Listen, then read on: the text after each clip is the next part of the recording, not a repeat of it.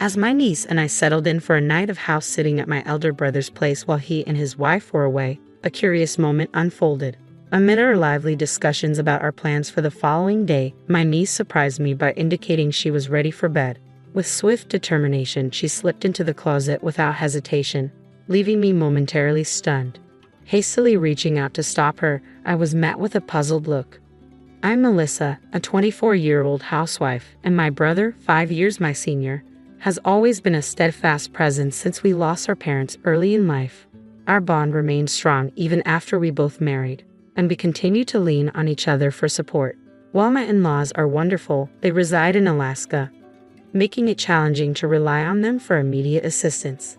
As for my brother Sam and his wife, their union was hastily arranged after a clash with her parents, leading to an ongoing estrangement. With no nearby relatives to lean on, our bond of unwavering support flourished. It grew even stronger when Sam and his wife welcomed their daughter, closely followed by the arrival of a little girl into my own family 4 years later. Living in the same city, the daughters became inseparable, akin to true sisters. As the years passed and my niece Sarah approached her 10th birthday, Sam shared his plans for a special 10th wedding anniversary trip. "Melissa, would you mind looking after Sarah while we're away?" Sam's request came with a touch of hesitation. "It's just a short overnight trip nearby, but we thought it'd be nice to have some time alone." I readily agreed, eager to assist. When we discussed logistics and I inquired about picking up Sarah, Sam shook his head, indicating a different plan. It became clear he wanted me to stay over at their house with Sarah, concerned about leaving it unattended for security reasons. I playfully teased Sam about his excessive concern but eventually relented, opting to spend the night alone. I left my daughter, who still harbors some sleepover jitters, in the care of my husband. On the day of their anniversary getaway, I headed to Sam's house. Holding Sarah's hand, we bid farewell to her parents. She seemed a tad apprehensive as she watched them depart, but our house-sitting escapade was about to commence. Initially, I had planned to bring my daughter along and have my husband retrieve her at bedtime. However, Sarah adamantly refused, so I abandoned the idea. While I know she enjoys my daughter's company, she remained firm in her decision without offering an explanation. Sensing her disappointment, I'd offered to treat her to a playdate at my house after breakfast the next day, sparking a glimmer of excitement in her eyes. Sarah typically tailors her play to include my daughter, so I brought along some slightly more intricate games and puzzles that adults could also enjoy. As I laid them out, I asked her what she fancied playing. We whiled away the hours engaged in games and cooking dinner together, yet Sarah remained by my side, casting nervous glances around the room. Initially, I attributed her behavior to potential loneliness or lingering nerves from being away from her parents, but even after several hours, her demeanor didn't shift. Concerned, I gently probed if something troubled her, but no matter how many times I inquired, her response remained the same. "No, it's nothing," without divulging further. Sarah's guarded behavior hinted at an unseen apprehension. It wasn't until bedtime approached that I grasped the gravity of her unease. Sarah slipped into her pajamas, a smile adorning her face as she swung open the closet door, and declared her intention to turn in early, planning to head to my house in the morning. To my surprise, nestled within the closet was a bed, its presence catching me off guard.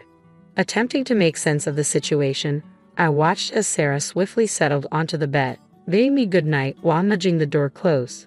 My astonishment spilled out in a raised voice. "Wait, Sarah, are you planning to sleep in there?" Her response, delivered with a solemn expression, affirmed her decision. "Yes, but it's okay. I'll keep it slightly ajar. If anything happens, I'll wake up immediately." Concealing my bewilderment, I extended an invitation for Sarah to join me in my own bed. After some hesitation, she relented and joined me. She explained her desire to keep the bed in the closet as a hiding spot. Though perplexed by her reasoning, I reassured her it was perfectly acceptable.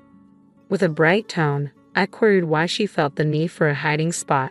After extracting a promise from me not to chuckle, she leaned in and whispered, "The monster might come." At first, one might assume she was just an innocent child, but the tale she spun shattered any semblance of innocence. Sarah trembled, clinging tightly to my arm. "The monster is terrifying and cunning. It only shows up when Daddy's away. If it appears, Mommy has to fend it off, and I must stay hidden in the closet until she succeeds. Mommy always cries during the struggle."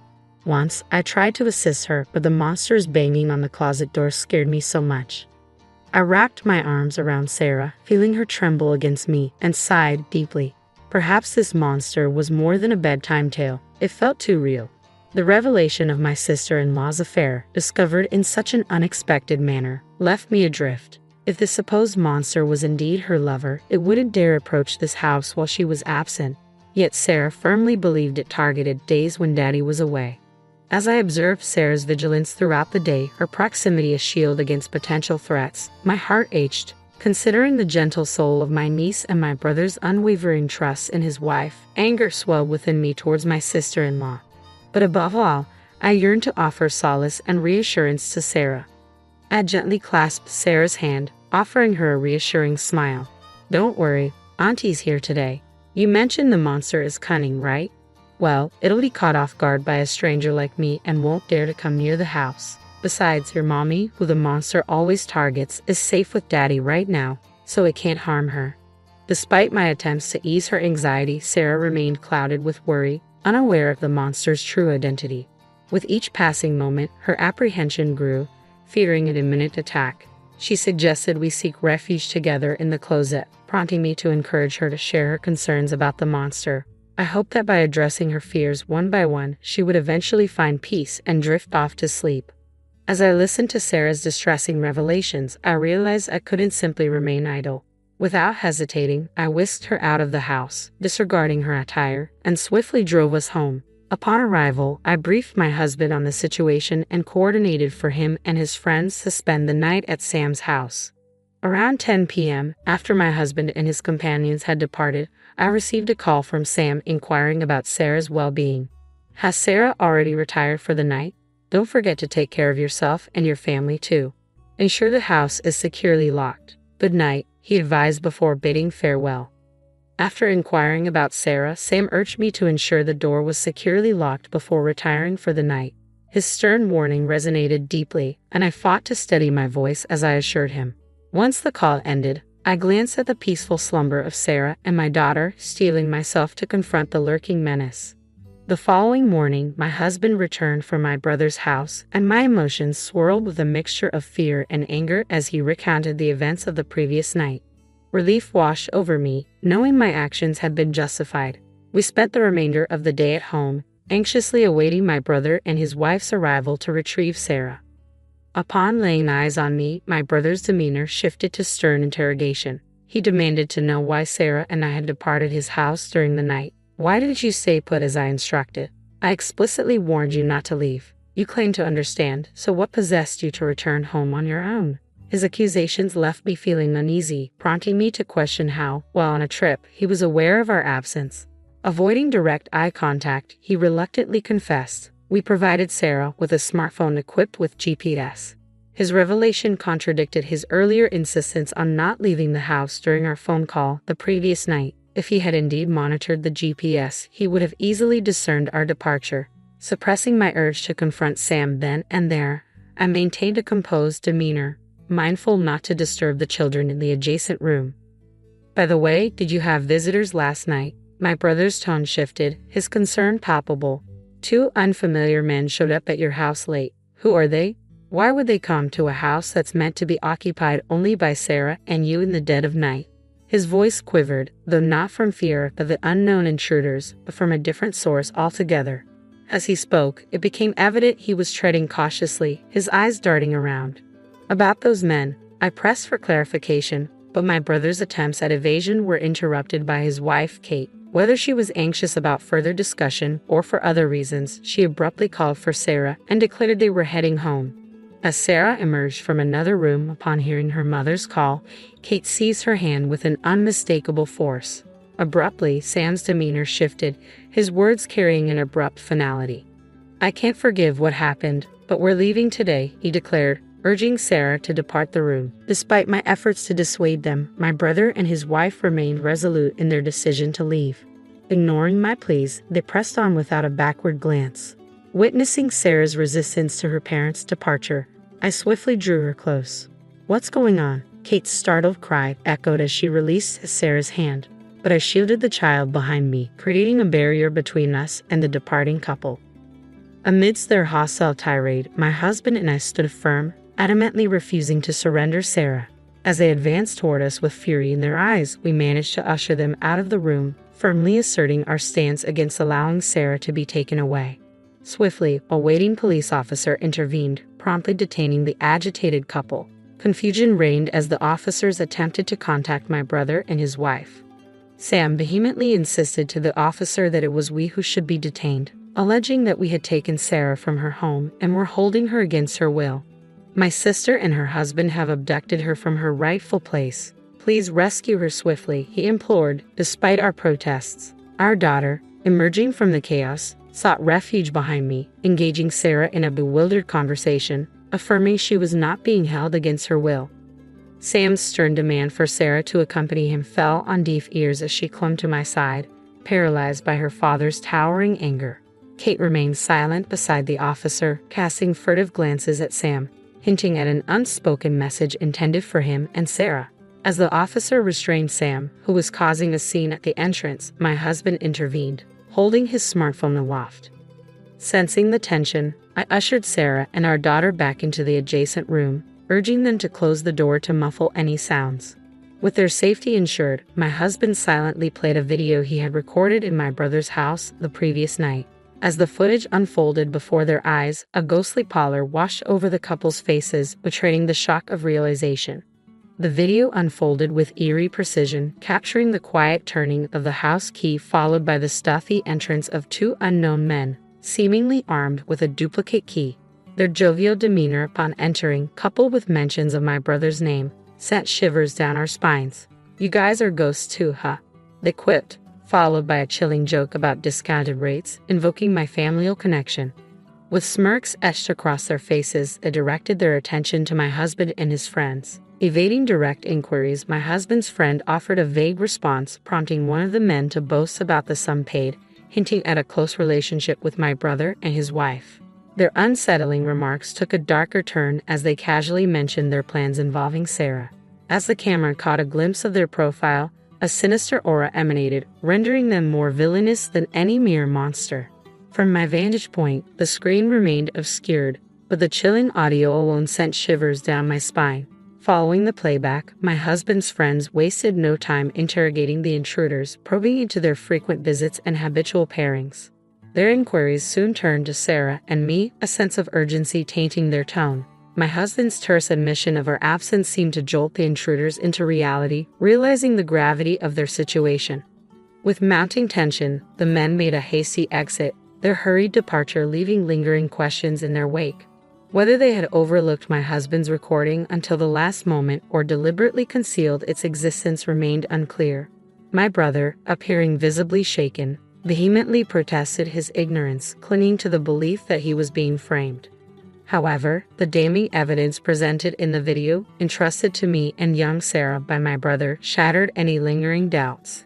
His feigned ignorance failed to sway anyone, leading to his apprehension by the authorities. Kate, though feigning innocence, found herself under scrutiny as well, her involvement questioned by the officers who had heard Sarah's testimony. Consequently, both Sam and Kate were escorted into custody, their roles in the unfolding drama under intense scrutiny. During the police investigation, Sam and Kate eventually came clean, leading to their arrest. Shockingly, Kate had been orchestrating the lucrative scheme, inviting men to their home while Sam was away at work and profiting from their visits. When she realized there was a demand for children, she exploited Sarah, carefully skirting the law to assist her mother, who was under pressure from unsavory individuals. Innocent Sarah, unaware of the sinister motives, innocently posed for photos which Kate used to entice potential clients. These were innocent snapshots, devoid of any suggestive content, captured with a disposable camera and only lent out to interested parties, never sold. While I detested Kate for her actions initially, it seemed like a matter that didn't directly concern my husband and me. However, things took a darker turn when Sam not only condemned but actively participated in the exploitation, rather than reprimanding his wife or protecting their daughter.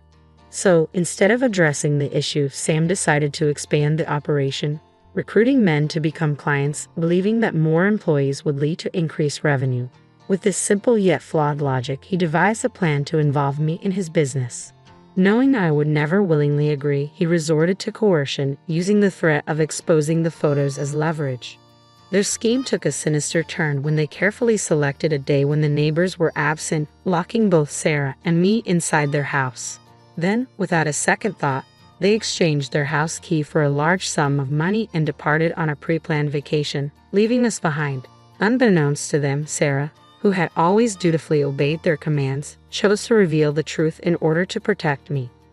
Despite her limited understanding of the conversations, Sarah sensed the danger lurking around us, and she confided in me, unveiling the nightmarish reality of Sam's household. Faced with this revelation, I implored my husband to capture the perpetrator's activities on camera that very night.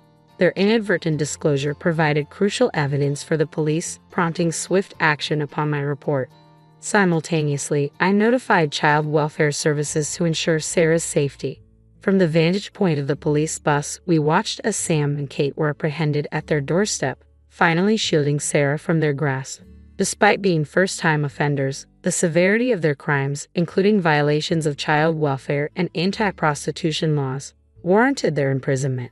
The police emphasized the gravity of the situation, particularly the implications of the stored images of the child, which could never be completely eradicated once leaked online.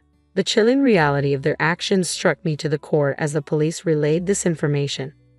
Fortunately, Kate hadn't digitized or sold the photos of Sarah and had kept them securely stored, averting any potential leaks.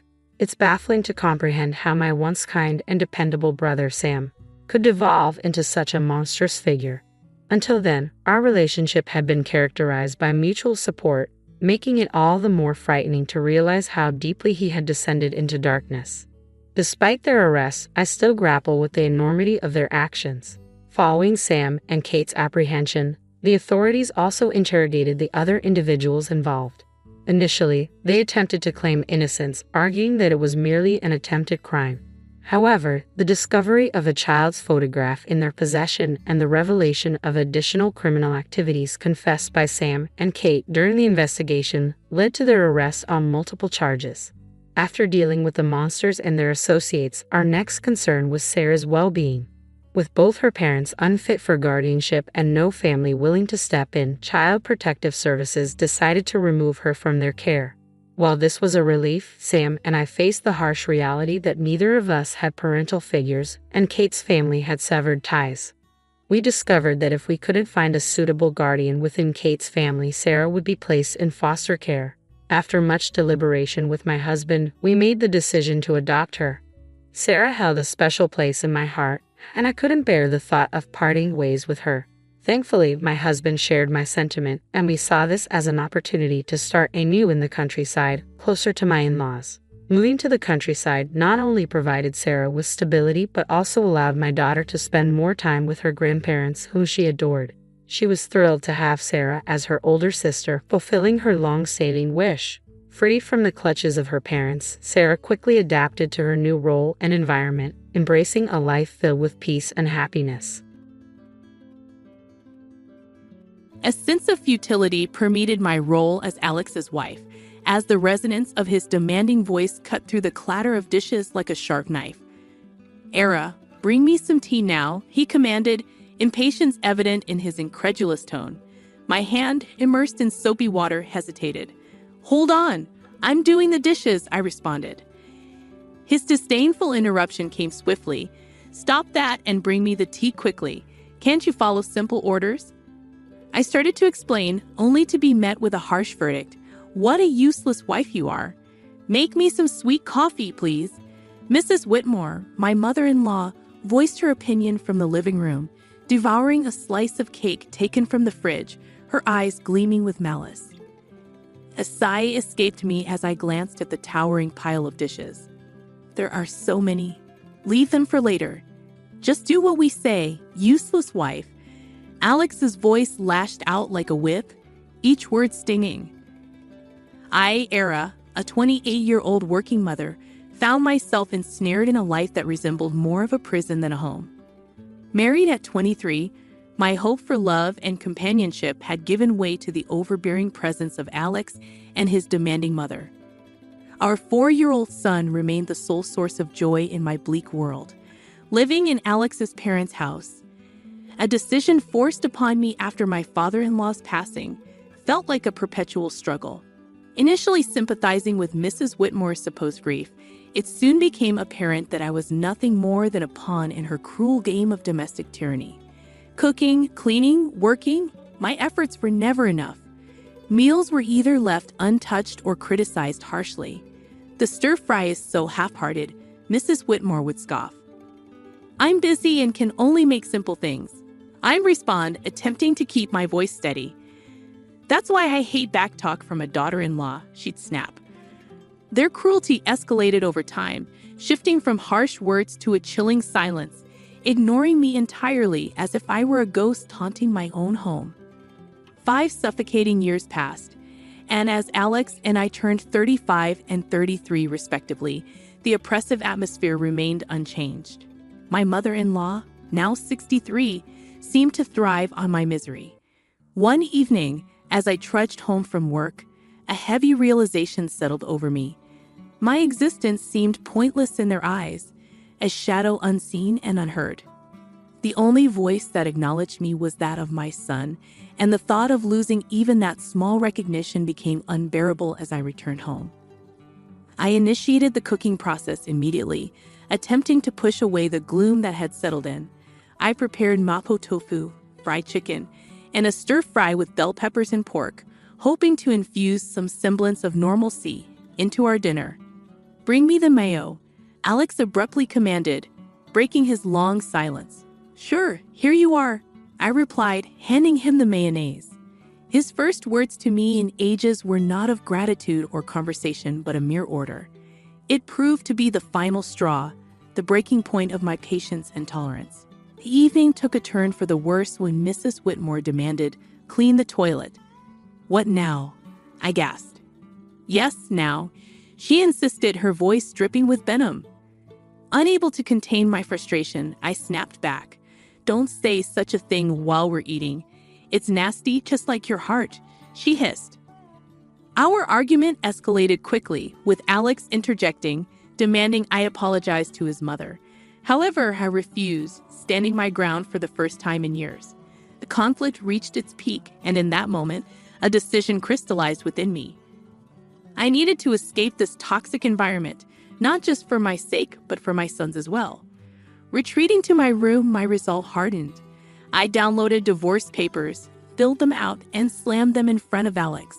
His shock was palpable, but I felt nothing but a cold determination.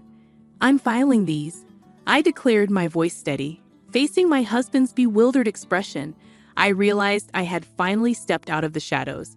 It was time to reclaim my life. The days following my declaration of divorce were a whirlwind of cold glares and biting remarks. However, amidst this storm, I found an unfamiliar sense of liberation.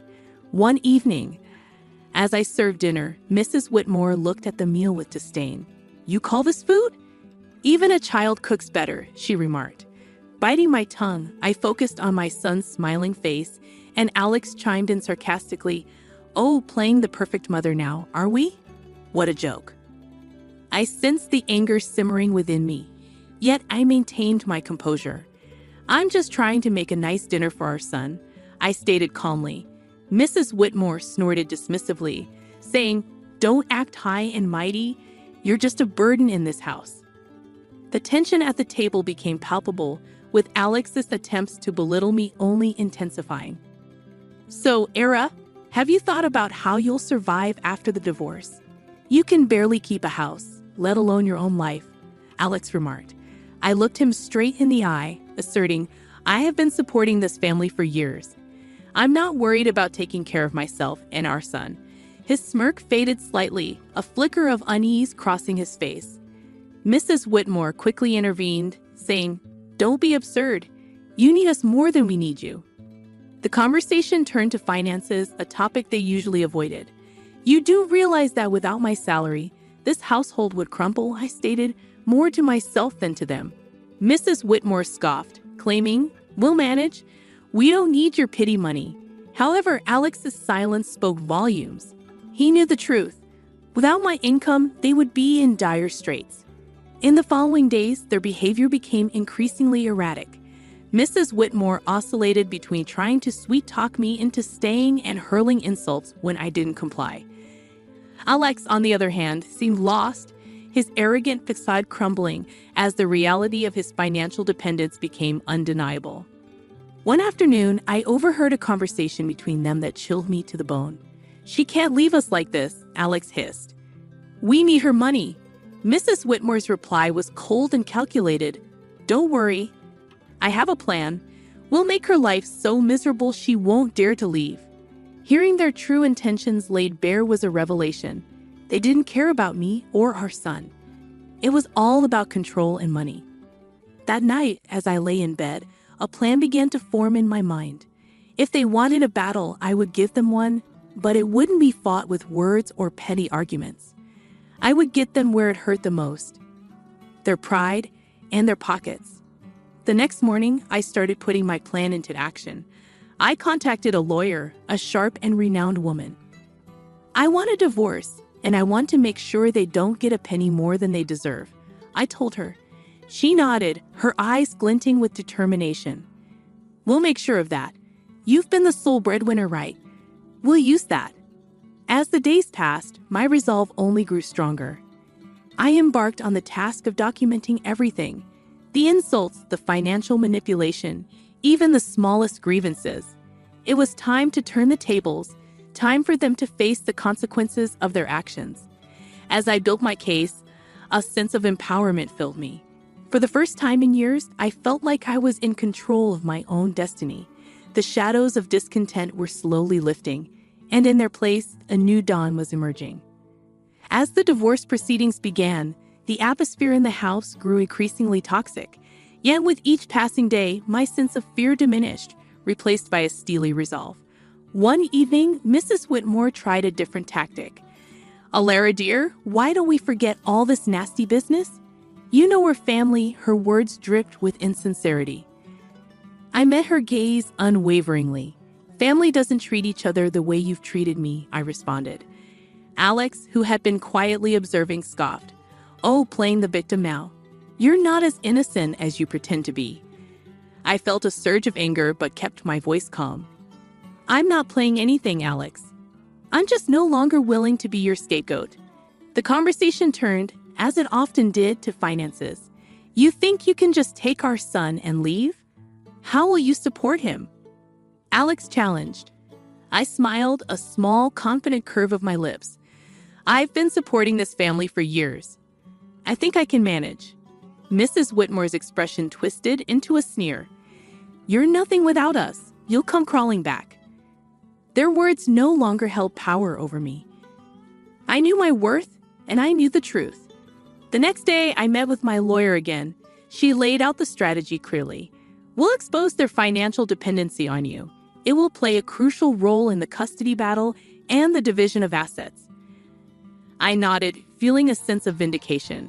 The law was on my side, and I was ready to fight back. At home, the tension reached a boiling point. Mrs. Whitmore's attempts to undermine me became more desperate.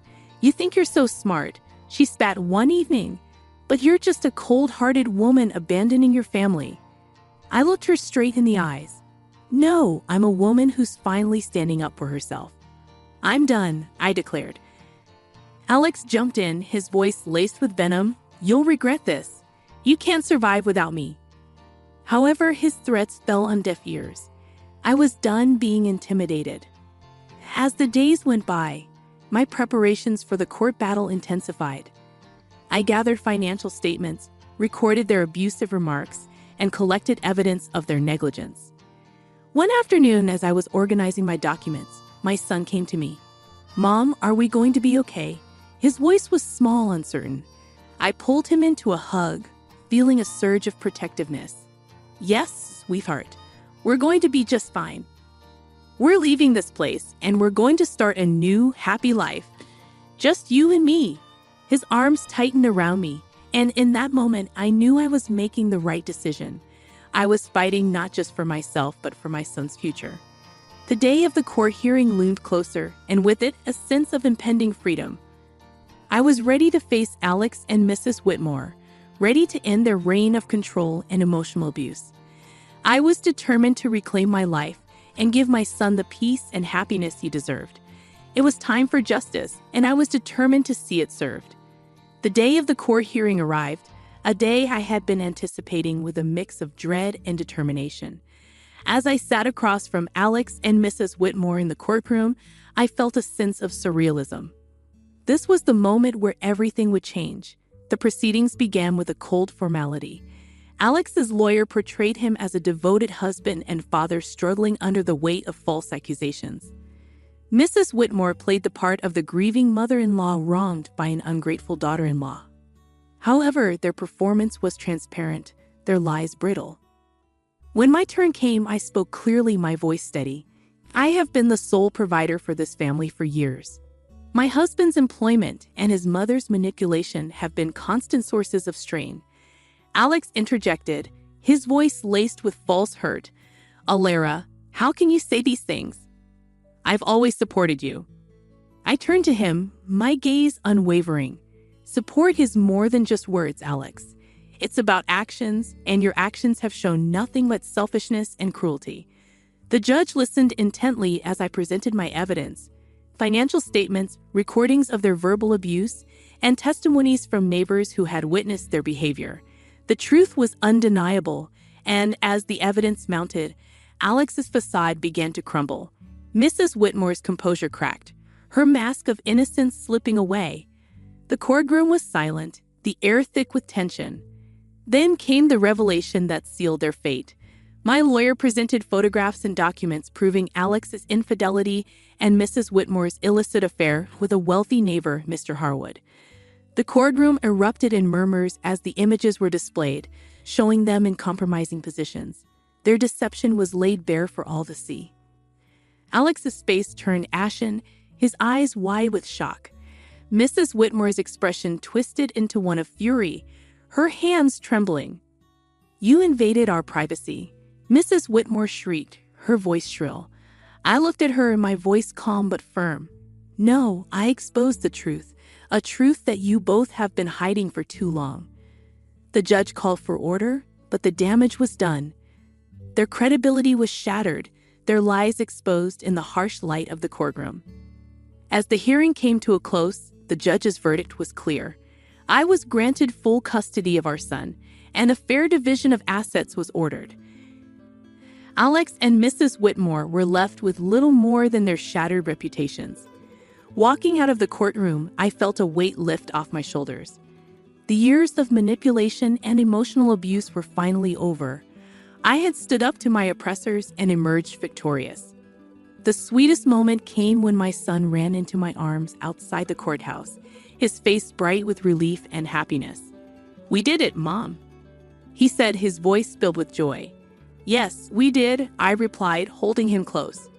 We're free now. It's just the beginning for us. As we walked away hand in hand, I knew that this was not just a victory for me. It was a victory for every person who had ever been made to feel small, powerless, or unworthy. It was a victory for truth and justice, the start of a new chapter filled with hope and the promise of a brighter future. The aftermath of the court ruling was immediate and tumultuous. Word of Alex and Mrs. Whitmore's deceit spread like wildfire, tarnishing their reputations in our small community. They were no longer able to hide behind their facade of respectability. In the days following the verdict, societal judgment and consequences awaited them. I concentrated on rebuilding my life with my son, finding solace in the satisfaction that Alex and Mrs. Whitmore were facing the consequences of their actions. One evening, as I prepared dinner, I received an unexpected visitor, Mrs. Harwood, the wife of Mr. Harwood, with tearful eyes. Alara, I heard about everything. I can't believe what Sylvia, Mrs. Whitmore, did. Her voice broke, and the pain etched on her face was evident. Inviting her in, I offered a cup of tea, and as we sat at the kitchen table, she poured out her heart. I trusted her as a neighbor, as a friend, and to think she was having an affair with my husband, she said. I listened, offering words of comfort. It was clear that Mrs. Whitmore's actions had caused more damage than she had ever anticipated. The next day, I encountered Alex in town. He was a mere shadow of the man he once was, his arrogance replaced by a look of defeat. "Alara, please, can we talk?" he asked, his voice barely above a whisper. I stopped, facing him. "What is there to talk about, Alex?" He fidgeted, unable to meet my eyes. "I am sorry for everything. I didn't realize how much I depended on you, on your strength." His apology, though late, was a testament to the shift in power. He had lost everything: his dignity, his home, his family. In that loss, he had finally recognized his own faults. However, it was Mrs. Whitmore who faced the harshest backlash. Her affair with Mr. Harwood had not only ruined her reputation, but had also led to legal troubles. Mrs. Harwood had filed for divorce and was pursuing a lawsuit against her for alienation of affection. I heard about Mrs. Whitmore's plight from neighbors, the whispers and rumors painting a picture of a woman undone by her actions. She had become an outcast, shunned by those she had once considered friends. One afternoon at the grocery store, our paths crossed, and for a moment, our eyes met. The look of resentment and defeat in her eyes was unmistakable. "You did this to me," she hissed under her breath as she passed by. I watched her go, feeling a mix of pity and vindication. "No, Sylvia, you did this to yourself," I whispered to myself. The tides of justice had turned, and the consequences of their actions were now inescapable. Alex and Mrs. Whitmore were living a life they had crafted through years of deceit and manipulation, and as I watched them struggle with the aftermath, I knew that the best revenge was living well, free from their toxic influence. Turning my focus back to my son and our new life, I realized that this was not just a story of revenge. It was a story of liberation. It was about breaking free from the chains of abuse and control. As I looked to the future, I knew that the best was yet to come. My upbringing took a sharp turn from the very beginning, as my parents, facing financial constraints and harboring disappointment over my gender, decided to put me up for adoption when I was just a child. Growing up in a modest household with two older sisters, life was far from idyllic. We resided in a quaint ancestral home in a small town, relying on the support of my grandparents' farm for a significant portion of our sustenance. My father, a truck driver, was often away, returning home every few days, while my mother worked as a waitress.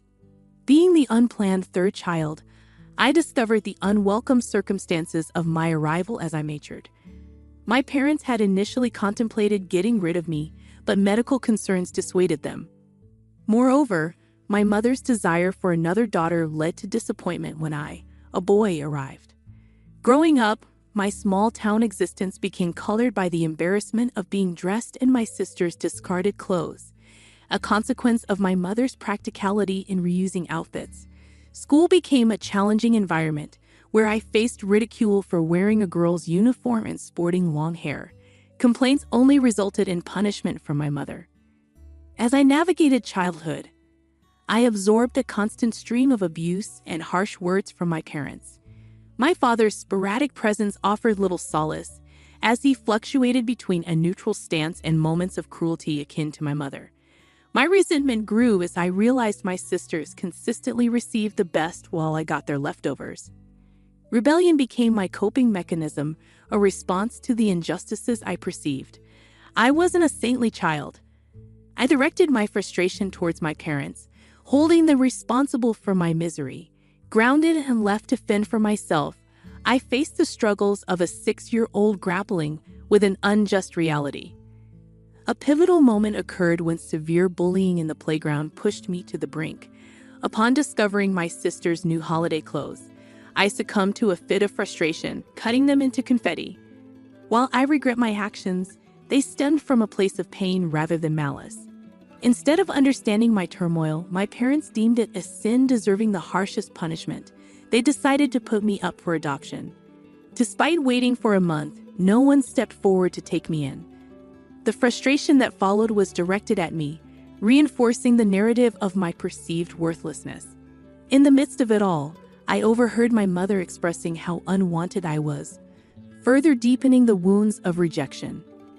I often find myself pondering the wish that I had undergone a gender check, a step that might have spared me from being brought into a world where my parents harbored such intense hatred for me. It's disheartening to bear the weight of their disdain, especially for a reason beyond my control. After a considerable period with no takers for my adoption, my parents began discussing the situation with friends and relatives. Dad happened to know someone in the neighboring town, a man running a food van with his wife. Though they were economically less fortunate than us, their desire for a child had remained unfulfilled for over a decade. Dad approached them, and without hesitation, they agreed to adopt me. The moment Dad broke this news to Mom and my sisters is etched in my memory. Their joy at the prospect of getting rid of me was palpable. Dad, however, provided a disclaimer about their financial limitations, suggesting that I might not be able to attend school. Mom, nonchalant, dismissed it, urging Dad to drop me off the next day. I stood at the corner, holding the curtain, torn between my disdain for my family and the fear and hurt of leaving them. Tears welled up, but I kept them silent. The excitement of my family overshadowed my presence. When Dad finally noticed my tears, he offered a comforting pat on my back, instructing me to pack my belongings as we would leave for my new family the next morning. Though my heart screamed, the cries went unnoticed. I packed, hoping my new family would be kinder. The next day, Dad drove me to the neighboring town. The emotions during that journey remain a blur, a numbness that enveloped me. My new family, indeed financially modest, had a tiny house with one room. They had converted a storehouse into my living space. It was small, but at least I had a room, a luxury I never enjoyed before. My belongings found a home in a tiny closet at the corner. My new parents, Mary and John, greeted me with warmth and affection, qualities unfamiliar to me, coming from a disturbed household. Doubts lingered, and I resisted getting attached, fearing another abandonment. It took months for me to realize that their love was genuine. Despite discontinuing school that year due to the mid-session move, they promised to enroll me the following year. Witnessing their relentless efforts to save money for my education endeared them to me. In time, I reciprocated their love. My adoption, initially viewed as a curse, turned out to be a blessing. My biological parents never reappeared, allowing me to embrace my true identity as a boy. Mary and John, diligent and hardworking, devoted 14 to 16 hours a day to their food truck, located just outside their modest apartment. During the times when John and Mary were engrossed in their work, I wasn't left to fend for myself. Through my bedroom window, I had a clear view of their activities. Gradually, I found myself spending my days on the food truck, lending a hand wherever I could. When I entered school, my focus shifted to studies, yet I continued aiding them with chores during my free moments. By the age of 10, I was assisting John at the cash counter, showcasing an early proficiency in calculations. Business and accounting became familiar territories for me. Post-high school, a burning desire to run their business full-time emerged within me. However, both John and Mary insisted that I complete my college education first. They generously funded my studies, recognizing the need for formal education. As they aged and grew frail, I yearned to assume their responsibilities as they had done for me. Still, they reassured me they could manage for a few more years and urged me to pursue higher education. My college focus was on business and accounting, driven by my ultimate aspiration to become an entrepreneur. Graduation day marked a pinnacle of joy, with John and Mary celebrating as if over the moon. Despite inviting my biological parents to the convocation, they failed to attend. Post-college, my eagerness to take over the food van and allow John and Mary to retire clashed with their plans for me. Accumulating substantial savings, they handed it over to me, encouraging me to start my own business. Overwhelmed by their gesture, I hesitated to blindly spend the money. Drawing upon my business acumen, I scouted for a struggling local eatery in a prime location. After numerous rejections, I secured a lease on a profit-sharing model. Starting from scratch, I revamped the place and menu to cater to the tastes of millennials and Gen Z. By providing exceptional services, sales soared, yielding a twofold profit on the initial investment within a year. 4 years into this venture, I now proudly oversee 3 successful cakes in town. I upgraded John and Mary to a better apartment while securing a modest place for myself. Despite urging them to retire the food truck for their happiness, they insisted on continuing. Leaving their house with a suitcase, I never envisioned myself as a college graduate. Yet here I am, running flourishing restaurant chains in town. Fast forward to last month, a routine day at work turned extraordinary when I spotted a familiar face at the cash counter of one of my restaurants. It felt like encountering a ghost. My biological father, absent for almost 2 decades. Despite the presence of customers, I said nothing, leading him to a quiet corner. His appearance stirred up the haunting memories of my tumultuous childhood. The detailed account of my past wouldn't have unfolded if my biological parents hadn't reappeared in my life. He expressed immense happiness and pride in witnessing my success, leaving me speechless and numb. According to him, he had met John, who shared the news of my prosperous venture while passing by. He mentioned plans to bring my mom over for the weekend. Uncertain of how to respond, I remained silent, and he departed shortly after. Later that day, I approached John, expressing my reluctance to meet my biological parents, who had disowned me for being a boy. I harbored memories of a distressing childhood and contemplated running away for the weekend.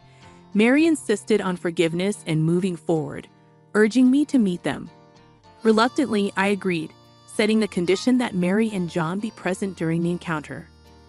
On the arranged weekend, my biological parents arrived at John's house. Instead of an apology, they displayed no remorse, focusing on counting the favors they believed they had bestowed upon me.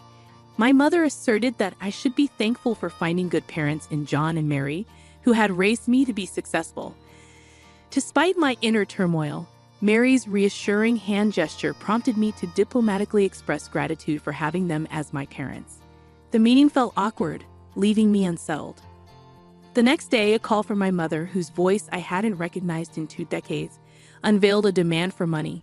She explained their financial struggles, detailing Dad's job loss and her own challenges in securing employment as a 50-year-old waitress. Facing mounting pressure from friends to repay borrowed money, she sought $20,000 to cover essential expenses. Though I promised to consider it, doubts lingered about their sincerity. Despite my reservations and conflicted feelings, I eventually discussed the situation with Mary and John. While Mary expressed happiness at my willingness to help, she advised caution. John, sharing my concerns, feared potential emotional exploitation.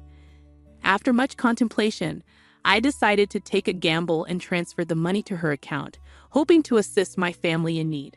Contrary to my initial sense of accomplishment, a week later, my mother called again, leaving me with mixed feelings about their intentions and the financial help I provided. She expressed her gratitude for the assistance and then mentioned that my sisters were eager to meet me. In that moment, I sensed a genuine desire from my family to reconnect. Despite the wrongs my parents had committed during my childhood, I harbored no ill feelings towards my sisters. As a small child, I may have done some mischievous things, but as I grew up, I never held them responsible. I even entertained the thought that my parents might have let me go due to financial struggles rather than malice. When Mom suggested meeting on the upcoming Sunday and I offered to drive home, she proposed an alternative, meeting somewhere outside. I agreed without dwelling too much on it. After the call, a sense of uneasiness lingered. Why didn't she want me to visit home? Meeting family after so many years? Wouldn't it be more natural to call them home instead of opting for a restaurant? Nevertheless, she sent me the details of the restaurant, and it turned out to be one of the fanciest in town. At that moment, my focus was on the fact that they didn't invite me home. I joined them at the restaurant, and the reunion with my sisters brought a momentary sense of happiness. However, when the menu arrived, they began ordering the priciest items, seeking the most expensive dishes. When my father remarked, "Order the most expensive one," my son is a big man now, it felt mean-spirited and wicked. As they indulged in the lavish feast, I found myself footing the bill, a situation that left me contemplating wild thoughts like ghosting them before settling it. However, that seemed too severe. I resolved not to fall into their emotional trap again, sitting coldly through the rest of the evening. They didn't seem to notice my detachment. As they left, there was no invitation to visit home. Instead, my elder and sister inquired about the next dining destination. I faked a smile, bid them goodbye, and returned home to share my experience with Mary.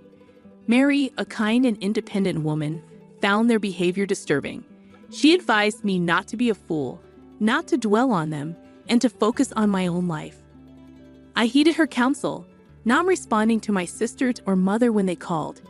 After 2 months of silence, it appeared they got the hint that I didn't want them in my life.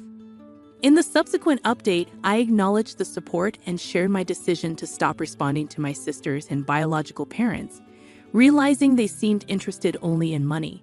However, after 5 months, my mother called again, attempting small talk that felt fake and insincere. When she eventually disclosed that my sisters had to drop out of college due to financial struggles and asked me to fund their education, I couldn't contain my frustration. Despite her plea for help, I remained firm in my decision to distance myself from their intentions.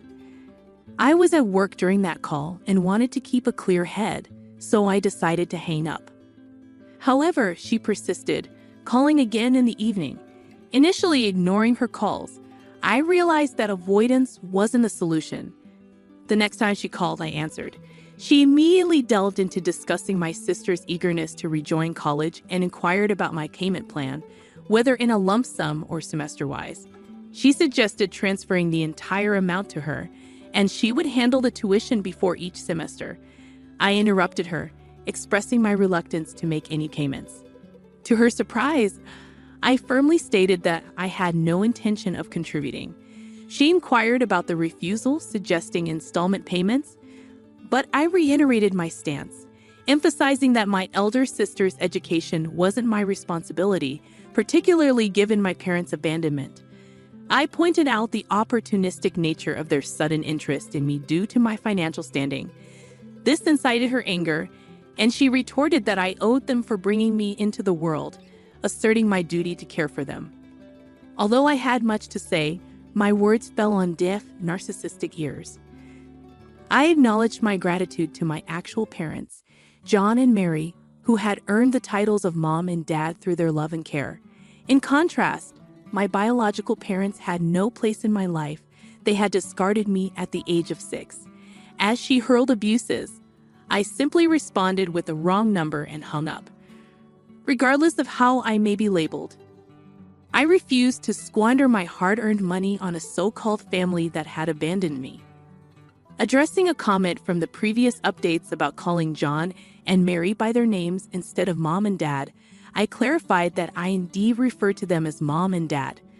The usage of names in the narrative was for the sake of storytelling. John and Mary, my true parents, held a special place in my heart. As for my biological parents, they didn't exist for me. Moving on to the next story, I discovered my wife's infidelity with someone she met at a convention. We had shared a love for all things nerdy, bonded over gaming, anime, and conventions. However, despite our seemingly strong connection, I unearthed her betrayal and took decisive action. 5 years into our marriage, the foundation we had built on mutual interests and passions seemed solid. We both reveled in nerdy activities, from gaming to discussing the latest chapters of manga like Legend of Zelda and One Piece. Our love for each other grew rapidly, leading to a fast-tracked marriage. Our wedding, brimming with nerdy charm, celebrated our shared interests. Due to work constraints and financial considerations, attending conventions had become a rare occurrence for us. Wanting to make our 5-year anniversary special, I decided to surprise her with tickets to a renowned Comic-Con. It was a dream event for many enthusiasts, and her joy upon receiving the surprise was palpable. However, this seemingly idyllic scenario took an unexpected turn. I always struggled to gauge women's interest, often realizing it only in hindsight. This pattern persisted even with my wife, as it took 3 extensive conversations on Discord for me to grasp her feelings and desire to know me better. When we attended a convention together, things seemed enjoyable. A woman dressed as slave Princess Leia complimented my stormtrooper costume, which I hastily put together. Unaware of her advances, my wife, noticing the attention, expressed her frustration at my obliviousness. As the convention unfolded, we joined a meetup where a guy, dressed as Han Solo, engaged in conversation with my wife, also portraying Princess Leia. Their interaction intensified, causing me to step in and mention my role as the husband. Although he acknowledged me politely, he avoided eye contact. Confronting my wife later, she insisted there was nothing amiss, attributing his friendliness to a shared interest in Star Wars. Believing her, I brushed off the incident. The next day, my wife fell ill, prompting me to leave and return later with a gift. However, she grew distant, responding minimally to messages. Concerned, I approached our room, hearing unsettling sounds upon arrival. Dismissing it as my wife's activities, I entered to find her seemingly guilty. Confronting her revealed nothing, and I chose to overlook the incident. The convention ended, but our relationship strained. She worked longer hours, became distant, and avoided spending time together. Suspicious, I noticed her Discord notifications were off, a deviation from our usual communication. Curiosity led me to check her phone, discovering messages from the guy she met at the Star Wars meetup. The exchange involved flirtatious messages, photo sharing, and even discussions about role-playing. Suppressing my anger, I pretended ignorance when she inquired about my well-being. Internally seething, I decided to research divorce options, contemplating a way to expose her betrayal and make her aware of my knowledge. I informed her about an upcoming convention, explaining that I couldn't attend but she was welcome to go. Despite the excitement in her eyes, the realization hit me: my partner, the person I wanted to spend my life with, had discarded me. It was a devastating blow, but I concealed my emotions. On the day of the convention, I executed my plan after researching the guy she had been closely working with. Wearing a mask to conceal my identity, I located them right in front of her favorite voice actors. Observing them closely, I watched as they got in line. When they approached the voice actors, she pulled the man closer, sharing a kiss. That's when I intervened, removing the mask and confronting her. She questioned my actions, and I accused her of cheating with him, presenting the Discord messages as evidence. The onlookers were shocked by the public confrontation, but I refused to let it go. I publicly declared her as a cheater, exposing her affair with the guy she had met at a convention. The celebrity present decided to take a break and left the scene, leaving my wife in tears, pleading for understanding. However, I remained resolute, citing her lies about going alone and uncovering her secret meetings and late nights at the office. Seeking solace in my decision, I refused to listen to her explanations. Upon returning home, I gathered my belongings, stayed at a hotel, and initiated contact with an attorney for divorce proceedings. Despite her attempts to convince me to embrace an open relationship, I remained steadfast in wanting only her. My actions gained attention on social media as someone recorded and shared the embarrassing confrontation. Proceeding with the divorce, I obtained the house and belongings, eventually selling them to escape the painful memories. Uninterested in her fate, the nerd community widely discussed the incident, creating a significant buzz on platforms like Twitter. Her boss eventually discovered the situation, but my focus shifted towards my ongoing quest for love, steering clear of a relationship